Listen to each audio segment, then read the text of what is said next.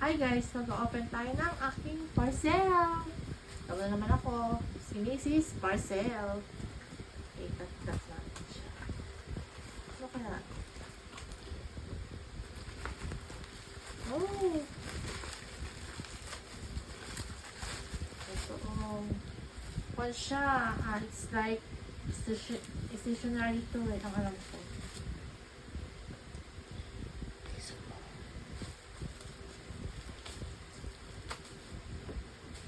Ito, stationary. Binili ko. Yan, oh my god, balik lang pala siya. Ano kung malaki. Pero okay lang. Ano kaya susunatan ko, guys? Hulaan nyo. Diba, mga 90s or 80s? Mga ganyan. Or 50s, 30s. Kaya pag ganito, sa love letter. Bye, guys! Oh.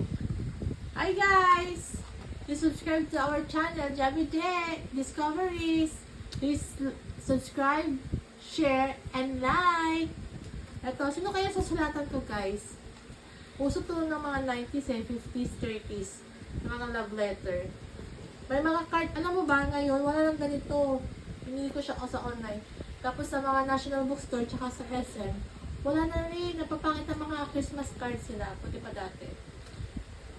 Bye, guys!